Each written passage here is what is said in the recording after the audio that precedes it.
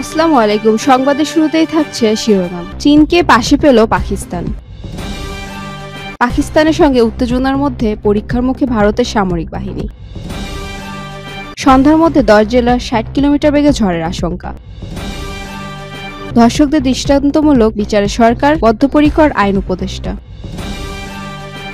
যুবদল নেতার মাদক সেবনের ভিডিও ভাইরাল, দল থেকে বহিষ্কার। এবারে আসি বিস্তারিত সংবাদে। ভারতের নিয়ন্ত্রিত জম্মু কাশ্মীরের বন্দুকধারীদের হামলার 26 জনের প্রাণহানি ঘটনা জেরে ভারত ও পাকিস্তানের মধ্যে চরম উত্তেজনা বিরাজ করেছে। এরই মধ্যে রোববার 27 এপ্রিল চীনের পররাষ্ট্রমন্ত্রী ওয়াং ইয়ের সঙ্গে টেলিফোনে কথা বলেছেন পাকিস্তানের পররাষ্ট্রমন্ত্রী ইসাকদার। এই সময় তারা আঞ্চলিক শান্তি ও স্থিতিশীলতা অক্ষুণ্ণ রাখার প্রত্যয় ব্যক্ত করেছেন। খবর পাকিস্তানের সংবাদ মাধ্যমে জিও টিভির। পররাষ্ট্রমন্ত্রী ইসাকদার চীনা মন্ত্রীকে বর্তমানে আঞ্চলিক পরিস্থিতি সম্পর্কে অবহিত করেছেন। টেলিফোনে আলাপকালে উভয় দেশের পারস্পরিক সম্পর্ক বৃদ্ধি এবং একতরফা আধিপত্যবাদের বিরুদ্ধে নিজেদের অবস্থান জারি থাকবে বলে পরস্পরকে জানান এ দুই নেতা। চীন ছাড়া ভ্রাতৃপ্রতিম দেশ সৌদি আরব, ইরান ও মিশ্রাকেও ভারতের সঙ্গে চলা উত্তেজনার সর্বশেষ পরিস্থিতি সম্পর্কে অবহিত করা হয়েছে বলে জানিয়েছে পাকিস্তান।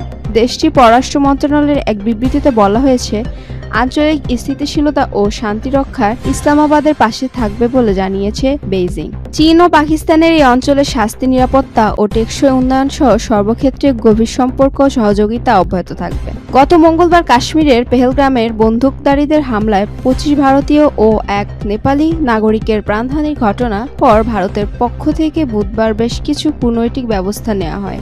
ভারত ও পাকিস্তানের দীর্ঘদিনের উত্তেজনা শেষবারের যখন সংঘর্ষে রূপ নিয়েছিল, তখন ভারতীয় কর্মকর্তারা এক অস্বস্তিকর বাস্তবায়নের সম্মুখীন হতে বাধ্য হন। এই সময় দেশটির বিশাল সামরিক বাহিনীকে অনেকটা ফুফিয়ে কাঁদতে দেখা হয়েছিল। তারা ছিল সেকেল ও সীমান্তে হুমকি মোকাবেলার অপ্রস্তুত। পাকিস্তানের হাতে 2019 সালে একটি ভারতীয় যুদ্ধ বিমান ভূপাতিত হওয়ার ঘটনার লজ্জা পড়ে যায় দেশটি। এতে ভারতের সামরিক বাহিনীর আধুনিকায়নের প্রচেষ্টাকে ত্বরান্বিত করার প্রয়োজনীয়তা তৈরি হয়। প্রধানমন্ত্রী নরেন্দ্র মোদী সামরিক বাহিনীকে কয়েকশো কোটি ডলার বিনিয়োগ করেন। অস্ত্র কিনতে নতুন আন্তর্জাতিক মিত্র খুঁজে নেন। দেশীয়ভাবে প্রতিরক্ষা সরঞ্জামে উৎপাদন বাড়ান। এসব প্রচেষ্টায় ঠিক কতটুকু পরিবর্তন এসেছে হয়তো খুব শিগগিরই তার পরীক্ষা হবে। ভারত ও পাকিস্তান আবারও একটি সামরিক সংঘাতের ভারপ্রাপ্তে দাঁড়িয়েছে, কারণ কাশ্মীরে প্রাণঘাতী সন্ত্রাসী হামলার প্রতিশোধ নেওয়ায় অঙ্গীকার করেছে ভারত। দেশটি বলেছে এর সঙ্গে পাকিস্তানের সম্পৃক্ততা আছে। উত্তেজনা দ্রুত এতটা বেড়েছে যে পাকিস্তানের প্রবাহিত কয়েকটি নদীর পানিপ্রবাহ আটকে দেওয়ার হুমকি দিয়েছেন ভারত। এমন কঠোর পদক্ষেপ দুটি দেশের মধ্যে যুদ্ধের সময় নেওয়া হয়নি। কাশ্মীরের মনোরম এক উপত্যকায় 22 এপ্রিল 2 ডজনেরও বেশি পর্যটক হত্যা ঘটনা ভারতীয় স্তম্ভিত করেছে এবং প্রধানমন্ত্রী নরেন্দ্র মোদীর ওপর পাকিস্তানি হামলা চালায় ব্যাপক অভ্যন্তরীণ চাপ সৃষ্টি করেছে। বিশ্লেষকরা দীর্ঘমেয়াদী ও বিপজ্জনক অচল ব্যবস্থার বিষয়ে সতর্ক করেছেন, কারণ পারমাণবিক শক্তিধর এই দুই দেশের মধ্যে কূটনৈতিক যোগাযোগ বেশ কয়েক বছর আগে অনেকটা বন্ধ হয়ে গেছে। আর বিশ্বের প্রভাবশালী দেশগুলোর মধ্যে বর্তমানে অন্যান্য সংকট দিয়ে প্রতিব্যস্ত আছে। ঢাকা সহ দেশের 10 জেলার উপর দিয়ে সর্বোচ্চ 60 কিলোমিটার বেগে ঝড় ও বজ্রসহ বৃষ্টি হতে পারে বলে আশঙ্কা করেছে আবহাওয়া অফিস। সোমবার 28 এপ্রিল সন্ধ্যা 6টা পর্যন্ত দেশের অভ্যন্তরীণ নদীবন্দরগুলোর জন্য দেয়া এক সতর্কবার্তায় একথা জানানো হয়েছে।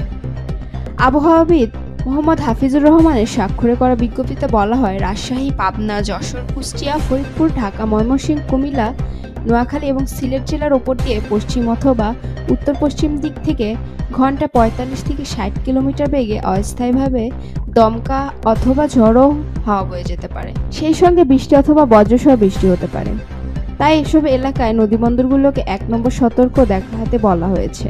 এদিকে আবহাওয়ার অফিসের ওপর এক বিজ্ঞপ্তি অনুযায়ী আগামী কয়েকদিন দেশের বিভিন্ন স্থানে অস্থায়ীভাবে দমন হাওয়া সহ বিদ্যুৎ চমকানো বা বৃষ্টি অথবা বজ্রসহ বৃষ্টির পূর্বাভাস রয়েছে। জুলাই গণ আন্দোলনের শহীদের মেয়ে ধর্ষকের শিকার হয়ে আত্মহত্যার ঘটনার দায়ের করা হামলার যত দ্রুত সম্ভব এক বিচার করার কথা জানিয়েছেন অন্তর্বর্তীকালীন সরকারের আইন বিচার ও সংসদীয় বিচারক মন্ত্রণালয়ের উপদেষ্টা আসিফ নজরুল। তিনি আরো বলেন, নরপশু ধর্ষকের দৃষ্টান্তমূলক বিচারেও আমাদের সরকার বদ্ধপরিকর। রবিবার 27 এপ্রিল দিবাগত রাতে সামাজিক যোগাযোগ মাধ্যমে ফেসবুক দেওয়া স্ট্যাটাসে তিনি এসব কথা বলেন। পোস্টে আইন উপদেষ্টা লিখেছেন, জুলাই গণ আন্দোলনের একটি শহীদের মেয়ে ধর্ষক শিকার হয়ে আত্মহত্যা করেছেন।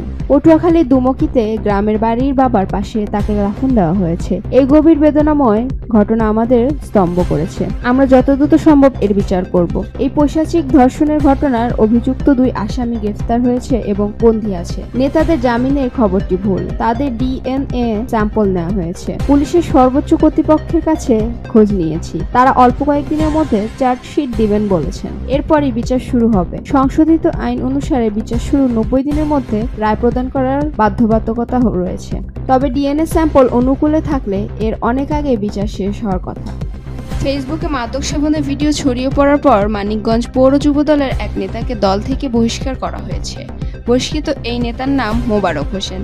তিনি মানিকগঞ্জ পৌর যুবদলের 8 নম্বর ওয়ার্ডের সভাপতি ছিলেন। রোববার 27 এপ্রিল রাতে পৌর যুবদলের আহ্বায়ক রাজীব হোসেন খানের সই করা এক বিজ্ঞপ্তিতে এ তথ্য জানানো হয়। সম্প্রতি সামাজিক যোগাযোগ মাধ্যমে ছড়িয়ে পড়া একটি ভিডিওতে মোবারক হোসেনকে ইয়াবা সেবন করতে দেখা যায়। ভিডিওতে তার সঙ্গে আরেক ব্যক্তি থাকলেও ওই ব্যক্তির চেহারা স্পষ্ট নয়, তবে মোবারককে স্পষ্টভাবে শনাক্ত করা সম্ভব হয়। ভিডিওটি ছড়িয়ে পড়ার পর স্থানীয় বাসিন্দা ও দলীয় নেতা কর্মীদের মধ্যে মিশ্র প্রতিক্রিয়া দেখা দেয়।